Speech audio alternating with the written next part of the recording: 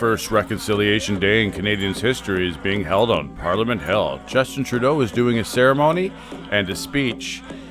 It looks like it's a happy affair, and he's doing a lot of glad handing and so forth. And then we will maybe take some questions. Check out his speech.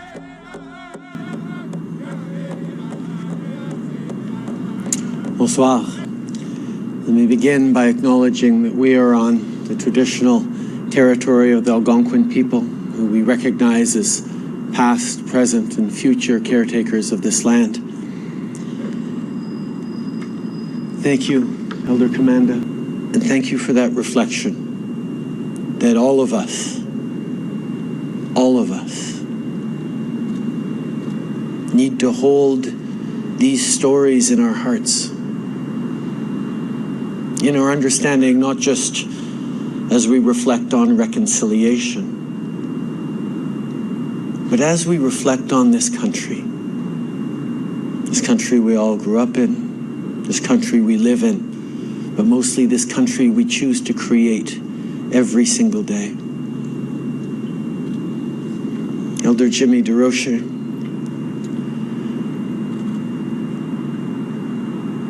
you reminded us that the stories we tell about ourselves, about our community, the stories we tell to our children and grandchildren as we tuck them into bed, about who they are, about where they come from, about what they might be later in life, are incredibly important. And on this day, we celebrate and mark and commemorate tomorrow, the National Day of Truth and Reconciliation.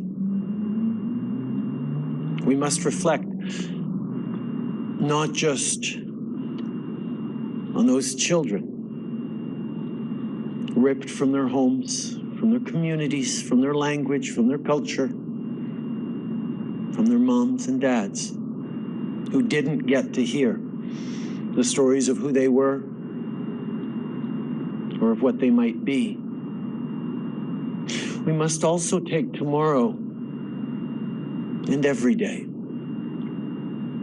as a moment to remember and to reflect on the stories we tell about who we are as people who share this land, as Canadians. Every people are good at telling stories of how great we are.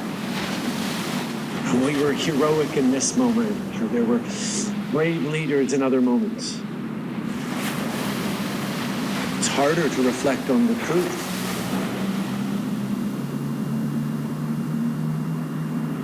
Of the mistakes, of the evil that we did in the past. But that's what this day of truth and reconciliation must be. To recognize the truth that this country in its past was responsible for terrible injustices. But that it's not just about the past. That reconciliation is understanding that legacy of the past that we were so painfully reminded of, that so many non-Indigenous Canadians discovered through the graves discovered in Kamloops and Cowassess. This shock and dismay that so many non-Indigenous Canadians felt when they heard these stories and saw these images of unmarked graves of children. And for Indigenous peoples across this country, it was a terrible blow, not because it was a surprise, because families across this country remember all too well the stories of aunties and uncles, family members taken from their homes, taken from their communities, so many of them never to return. But it was a reopening of old wounds, a hint of perhaps a hope of closure, putting names and stories to those losses.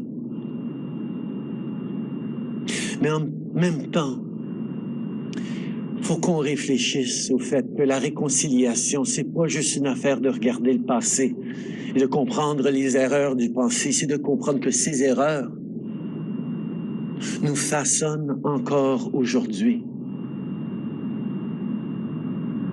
Le racisme systémique qui a coûté la vie à Joyce Echequat, la misère, la pauvreté, les défis épouvantables que vivent les communautés autochtones, les personnes autochtones à travers notre pays, aujourd'hui encore, à cause d'actions prises, il y a des décennies, il y a des générations. C'est ça aussi notre responsabilité en tant que pays. And to understand as well that even as we look at truth and reconciliation as not just the past, not just the present of injustice, inequality, discrimination, and racism that we live still far too often in this country, every single day.